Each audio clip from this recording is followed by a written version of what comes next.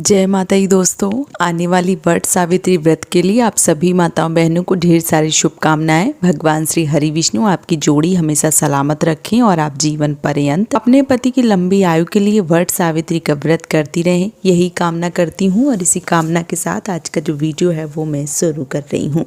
दोस्तों, आज के वीडियो में मैं बात करने वाली हूँ वट सावित्री व्रत में अगर वट वृक्ष ना मिले तो हमें पूजा जो है वो कैसे करनी चाहिए, किस तरीके से फेरे या परिक्रमा जो है वो लगाना चाहिए। साथ ही साथ अगर पुराना पंखा है और नया पंखा हमको नहीं मिल रहा है बाज़ार में, तो हमें पुराने पंखे का प्रयोग करना चाहिए, नहीं करना चाहिए, किस प्रकार से करना चाहिए, आज के वीडियो में संपूर्ण जानकारी जो है वो देने वाली हूँ। तो चलिए शुरू करते हैं आज का वीडियो और जान लेते हैं वट सावित्री व्रत में संपूर्ण जानकारी। बात करूँ वट सावित्री व्रत की तो आने वाली 6 जून को दिन गुरुवार को साल 2024 में वट सावित्री का व्रत किया जाएगा।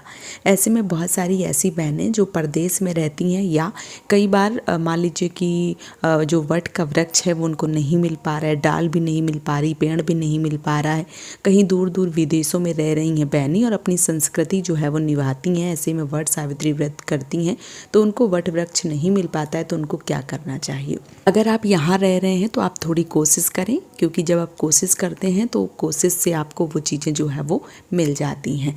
आप पेड़ की डाल लाके भी पूजा कर सकते हैं, आप पेड़ में जाके भी पूजा कर सकते हैं।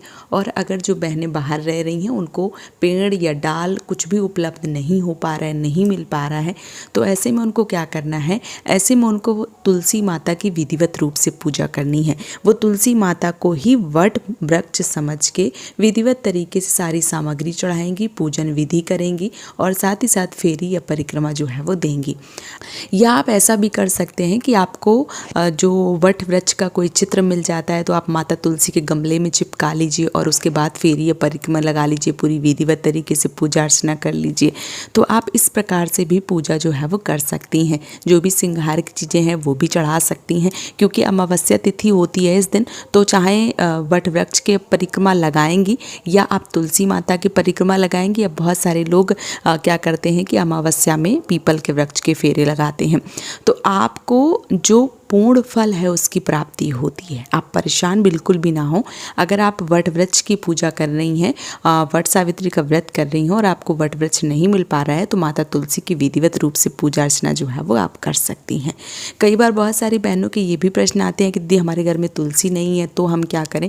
तो मैंने अपने पिछले वीडियो में बताया था, फिर से बता दे रही हूँ कि अगर आपको वट वृक्ष नहीं मिलता है, डाल नहीं मिलती है, तो पूजा आप तुलसी माता की कर लीजिए। अगर आपके घर में तुलसी भी नहीं है तो ये आपको सोचने वाली बात है, क्योंकि जिस घर में तुलसी माता विराजमान नहीं होती हैं वो घर घर नहीं होता है और ऐसा माना जाता है कि वहाँ पे भगवान जो है वो विराजमान नहीं होते हैं, वहाँ पर नकारात्मक शक्तियाँ जो हैं वो प्रकोप पैदा कर देती हैं। इसलिए तुलसी जो है वो आपको अपने घर में अवश्य रूप से लगाना चाहिए। आंगन में लगा सकते हैं तो सर्वोत्तम है, नहीं तो आप जहाँ भी आपको जगह मिलती है वहाँ पर आप लगाइए, लेकिन तुलसी जो है वो अपने घर में ज़रूर रखिए। अगर आपके घर में तुलसी नहीं है तो आपको अपने भगवान जी के मंदिर, जहाँ भी आपने मंदिर रखा है भगवान जी का, वहाँ पे विधिवत रूप से पूजा कीजिए और अपने मंदिर की परिक्रमा लगाइए।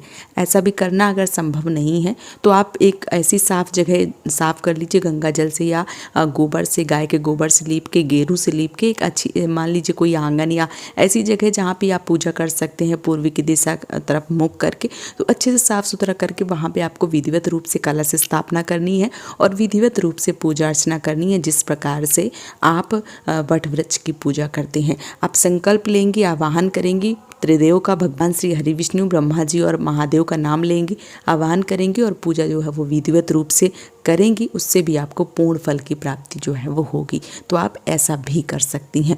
वीडियो को बड़े ध्यान से सुनिए, आपको सारी चीज़ें जो हैं वो समझ में आ जाएंगी। फिर भी अगर आपके मन में कोई भी प्रश्न उठता है तो आप मुझे सब कमेंट में ज़रूर लिखिए, मैं आपको पूरी तरीके से संतुष्ट करूँगी, आपके प्रश्नों का जवाब जरूर दूँगी। अगला जो प्रश्न है वो ये है कि जो हमारा पंखा होता है, बाँस का पंखा, क्योंकि बाँस के पंखे का ही महत्व है, झरा जाता है वट वृक्ष को और फिर अपने पति के जो हवा है उसी से की जाती है, तो वो पंखा जो है वो कई बार क्या होता है कि नहीं मिलता है। अगर आपको मिल जाता है बहुत उत्तम है। नहीं मिलता है तो जो भी पंखा आपको बाज़ार में मिले वो पंखा आप ले सकते हैं। कई बार क्या होता है कि पंखा बाज़ार में नहीं मिल रहे होते हैं, तो बहुत सारी बहनों के ये भी प्रश्न आते हैं कि दीदी पुराना पंखा रखा है उसका प्रयोग हम कर सकते हैं? तो बिल्कुल आप उसको धो सकती हैं, आप उसमें गंगा जल का छिड़काव कर सकती हैं और वो पंखा आप लेके वट वृक्ष को भी झड़ सकती हैं, मतलब उनको भी हवा कर सकती हैं, पति की भी पूजा सेवा कर सकती हैं और आप विधिवत रूप से पूजा अर्चना कर सकती। इसमें कोई दिक्कत कोई परेशानी जो है वो नहीं है।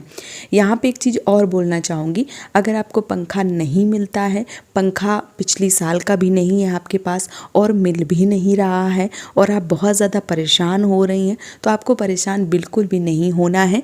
जब भी कोई भी पूजा आप करें, भले ही वो वट सावित्री की पूजा हो गई, करवा चौथ की पूजा हो गई, हरतालिका तीज की पूजा हो गई, या जो भी हम पूजा पाठ करते हैं उसमें एक आपने सुना होगा दक्षिणा शब्द। दक्षिणा चढ़ाते हैं जब, जो हम अपने सामर्थ्य के अनुसार, अपनी क्षमता के अनुसार 5, 10, 21, 11, 51, 101, 1000 जो भी आपके सामर्थ्य के अनुसार दक्षिणा चढ़ाई जाती है, वो दक्षिणा का यही मतलब होता है कि अगर पूजा में कोई भी त्रुटि रह गई हो, पूजा में किसी भी तरीके का कोई भी सामान अगर रह गया हो, तो ये दक्षिणा जो चढ़ाई जा रही है वो उस कमी को पूरा करती है। इसलिए दक्षिणा जो है वो चढ़ाना अत्यंत महत्वपूर्ण है। तो आप दक्षिणा जो है वो भी चढ़ा सकती हैं। और जैसे कि मैंने बता दिया कि पंखा मिल जाता है अति उत्तम है, नहीं मिलता है पुराने ले लीजिए, पुराना भी नहीं मिलता है दक्षिणा चढ़ाइए, सर्वोत्तम है और पूर्ण फल आपको मिलेगा। अगर आप मेरी बताई गई हर एक चीज़ से पूजा पाठ विधिवत रूप से करती हैं तो आपको संपूर्ण फलों की प्राप्ति होती है, आपके पति की दीर्घायु होती है, आपके समस्त मनोकामनाएं जो है वो पूर्ण होती हैं। तो आप आने वाली 6 जून को पूरी विधिवत रूप से वट सावित्री का व्रत कीजिए और अपनी समस्त मनोकामनाओं को पूर्ण कर लीजिए। उम्मीद करती हूँ कि आज का वीडियो आप सबको काफ़ी अच्छे से समझ में आ गया होगा। अगर आपके मन में कोई प्रश्न है तो आप मुझे कमेंट सेक्शन में पूछिए और अगर वीडियो पसंद आया है तो आप मुझे खूब सारा सपोर्ट दीजिए इस चैनल को सब्सक्राइब करके, लाइक करके। आज का वीडियो यहीं पे समाप्त कर रही हूँ दोस्तों। एक बार फिर से आप सभी माताओं बहनों को वट सावित्री व्रत की ढेर सारी शुभकामनाएं। जय माता दी।